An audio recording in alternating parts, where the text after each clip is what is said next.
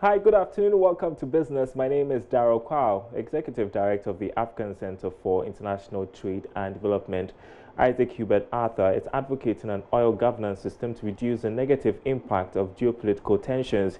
He said a well-structured strategy will help Ghana and other oil producers in Africa avoid over-reliance on oil from international players who, by their actions, cause price increases. That's in as much as we are concerned about the global happenings and the things going around sectors like oil, which is very important to us. We also want to look at how we can mind our own business as a continent, as a country, and obviously, whatever happens in the global system, especially with the major players, U.S., Iraq, Iraq.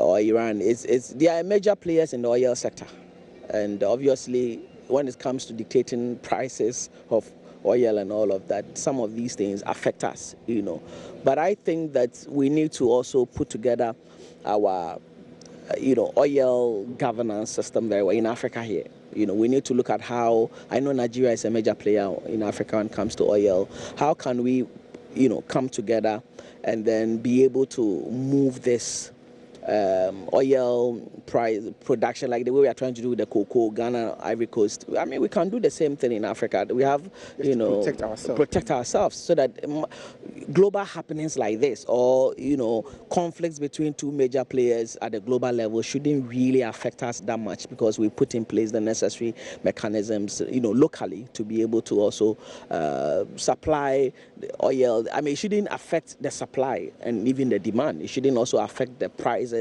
that will come up, and even if it will affect us, I mean, we should build some hedge around us so that the impact will not be too much. So it's all about, regional integration and how our governments can come together to really see how they can manage, the whole issues, governance issues around oil in Africa. Executive of Asate Group, James Asareje, has condemned claims by the Managing Director of Aluwes, Kwesi Okun, that activities of Asate, together with others, are contributing to the near collapse of the state smelting company. The Aluwex FD last week, during a hearing at the Ghana International Trade Commission, alleged the importation of cheap aluminum is creating unfair competition. However, Dr. Asareje has told Joy Business that the allegation is untrue. Take Aluwex. Aluwex actually does what we call semi-finished products by manufacturing circles and coils. So they sell the circles and coils. Okay.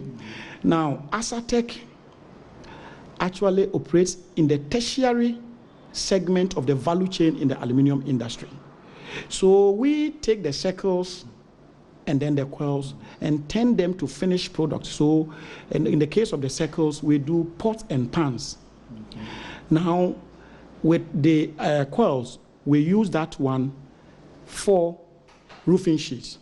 So there is no direct competition between Asatec and Aluwex. We have totally different customer profiles or customer base. So there's no way, and Asatec have never sold circles to any customer. Okay? Now, Asatec sells pots and pans, and the records are there. Asatec sells roofing sheets. If anybody has any information to the contrary, the person should produce that information that Asatec sells circles or coils.